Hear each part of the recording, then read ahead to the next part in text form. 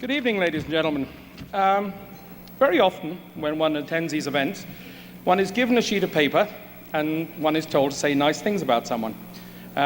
This time, they very kindly even sent me a photograph of Philippe, which is very kind of them, but I must admit, I've had the pleasure of listening to him on a number of occasions. And the highest compliment I can actually pay him is the fact I actually spent most of the time awake. Because you know how sometimes speakers are very boring. Well, the nice thing about Philippe, I gather, he even has pictures for some of you who insist on talking while he's on. So basically, we're looking forward to listening to Philippe. His role actually is Vice President Canada. And as such, he oversees all the responsibilities of Cathay in Canada.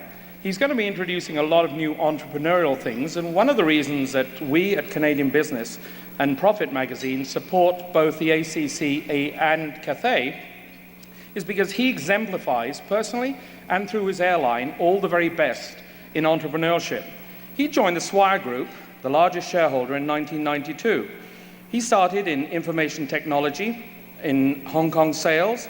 He developed niche markets and products for loyalty programs, for which, by the way, he was very kindly donated a prize last year. And despite the fact I've listened to him a number of times, I've yet to win any of these prizes. So Philippe, please be very careful who you choose this time. From 1996-98, he served as Assistant Manager, International Affairs, which is quite interesting, because that's my title, International Affairs. He played an important role of all air service agreements prior to Hong Kong's reunification in China. And from 1999 to 2001, he serves as Manager, Cabin Crew Relations, gaining valuable experience in budget control, communications, union negotiations.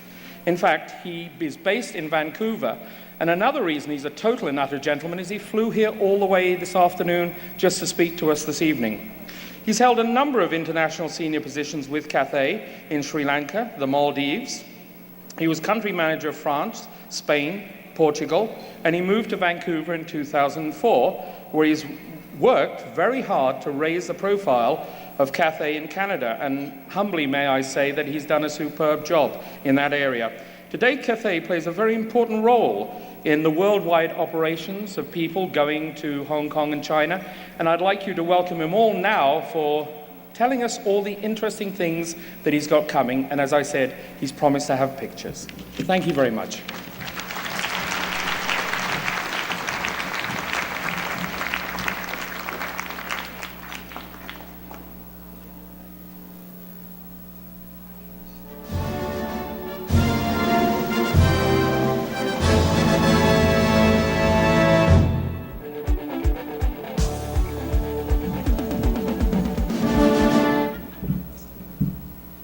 And the winner is Norman Morris. Can we have the first slide up, please?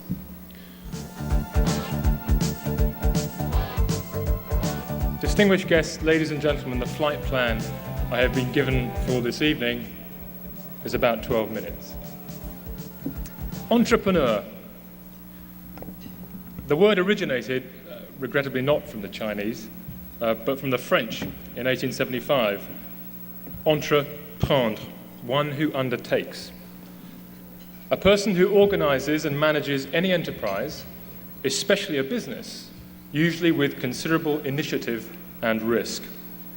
I feel something of an imposter speaking to a group of highly successful business people who are truly defined in such a manner, coming as I do from a business environment defined as a great industry, but a lousy business. At first glance,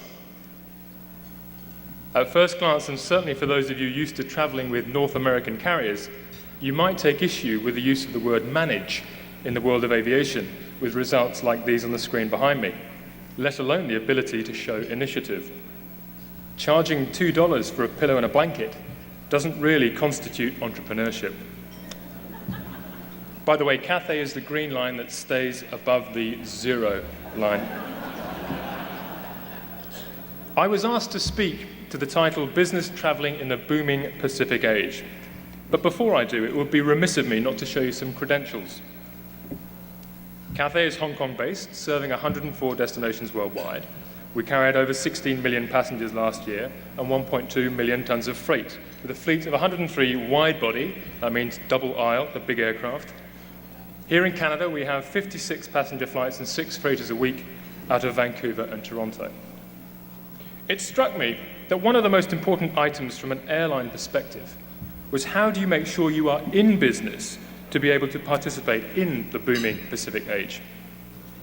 Cathay Pacific, now the Cathay Pacific Group, following the recent acquisition and integration of Dragonair, is different from almost every other airline in the world. It is a fundamental difference that has required us to retain a sharply entrepreneurial focus on the business.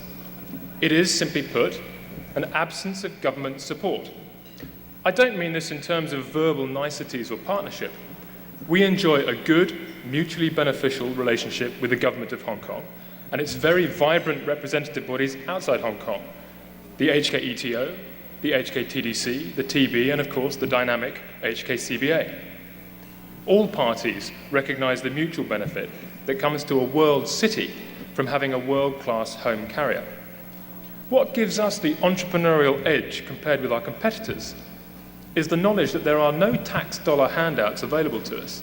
There is no CCAA or Chapter 11 to fall back on in the event we make a miscalculation. We cannot afford to make an error on our fleet purchase, our product development, or the quality of our service. If we did, we would be punished rightly by you, the consumer, and forced either to adapt and change rapidly or cease to exist permanently. Where there is true free market, there is constant need for innovation, initiative, and improvement. Back to the great industry lousy business comment. What can I say? It's true. Airlines have lost more money in the 21st century than they earned in the whole of the 20th century.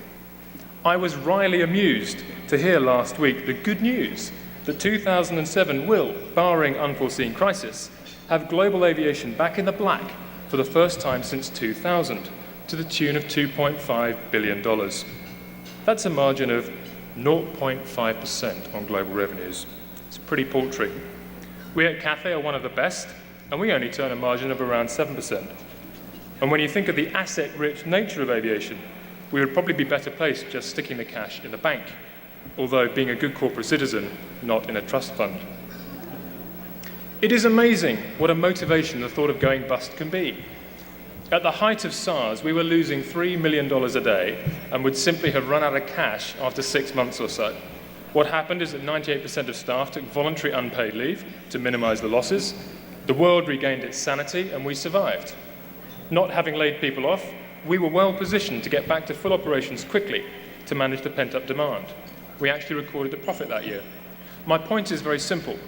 Although we are a legacy carrier, as the media likes to portray any non-low-cost or, more accurately, no-frills carrier, we have to think and act as fast as the younger, more nimble outfits.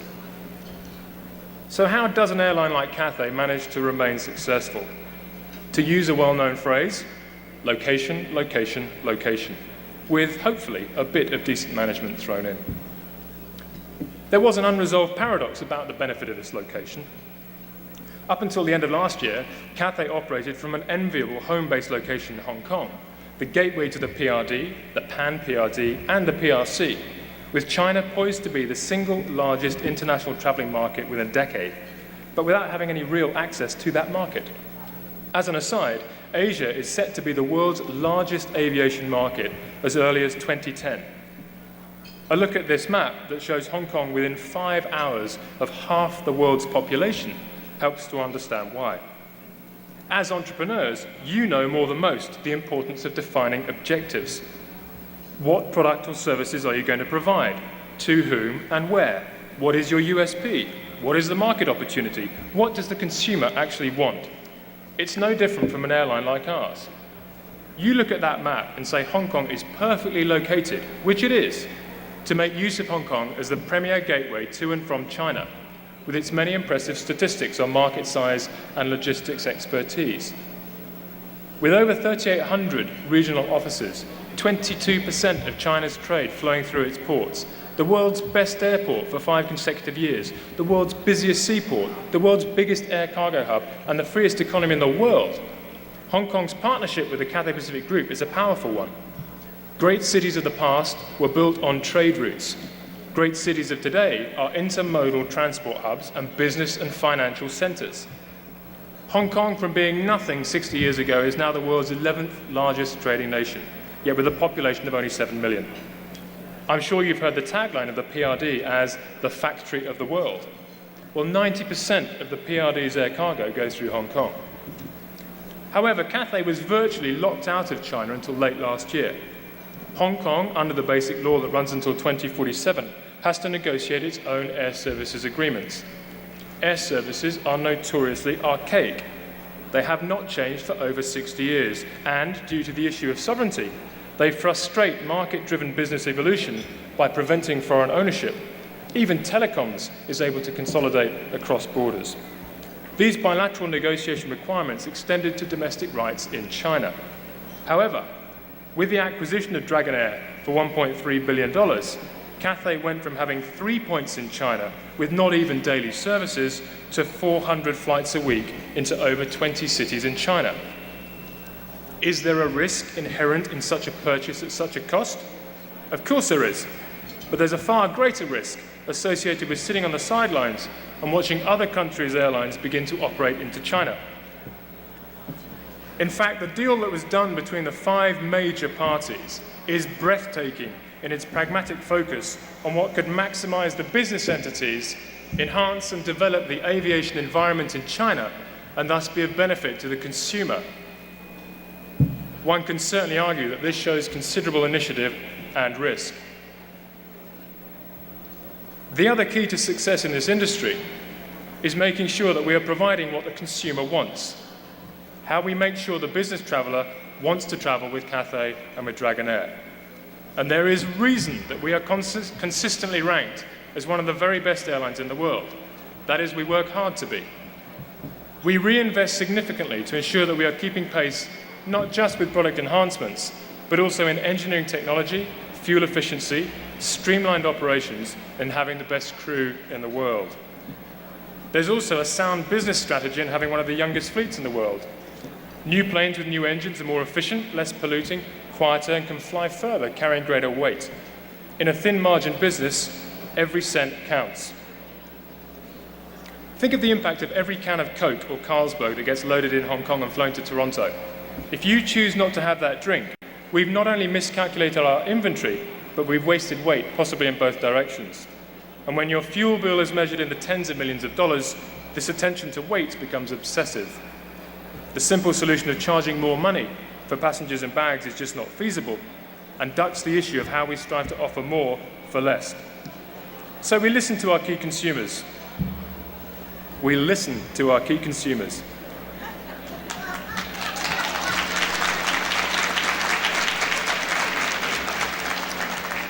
And that is why we're rolling out our new first class, business class, and economy class products. To those of you who are familiar with Cathay, it is no surprise that the business and first class products, coupled with our in-flight service excellence, will be industry leaders. But it is to economy, a cabin largely untouched for 30 years, that I want to draw your attention. We're introducing a revolutionary design to provide a non-reclining, hard-back seat in economy class that reclines within itself, a world first. You'll have to fly with our competitors if you want that alternative massage that comes from having somebody else's knees in the back of your seat, or finding you're unable to open your laptop properly. Is it a risk to spend so expensively on such product enhancements? Sure.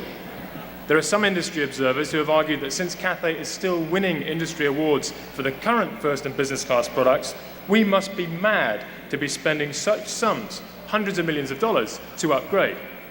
Maybe we are.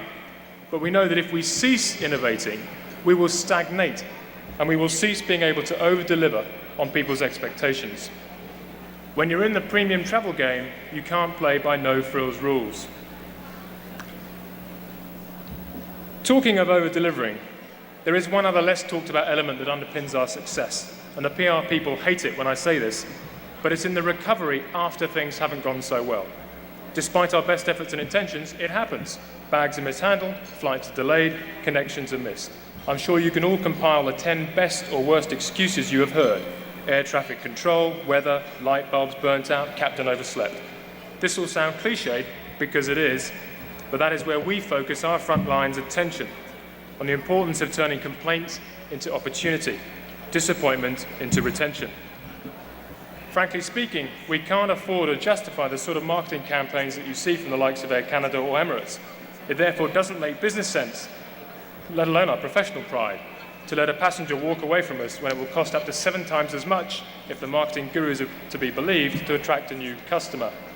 So there, in a nutshell, is how Cathay will seek to remain in business in the non-level playing field world of aviation, to offer you the best possible business traveller experience across the booming Pacific and into China, Southeast and Northeast Asia. Fortunately for you, this evening is not purely a discourse on aviation, and my allotted time is almost up. I haven't touched on the low-cost, no-frills models that have shaken up the industry, nor the inexact science of fuel hedging, the liberalisation push around the globe towards open skies, the true extent of unreciprocated access the US really seeks under open skies, or how to evaluate new paradigm-shifting aircraft. I've also left out the long-running and frustrating argument with Toronto Airport and our efforts in Canada to try to get the government to understand that charging federal rent for airports is anachronistic, misguided, and simply bad economics, especially when it makes Toronto, absurdly and unjustifiably in every way, the most expensive airport in the world. Just as a bit of extra trivia for you, there are only 2 other countries in the world that charge such airport rent. You've obviously discussed the answer amongst yourselves. Ecuador and Peru. I make no further comment. So before you all seek to leave your highly successful entrepreneurial endeavors and enter this great and addictive industry, it's worth bearing in mind the well-known and somewhat prophetic words of one of the 21st century's great entrepreneurs, Richard Branson. The fastest way to become a millionaire is to start as a billionaire and run your own airline. Thank you to those who listened. Please sit back, relax, and let the Cathay Pacific Group provide your business travel in the booming Pacific age. Thank you.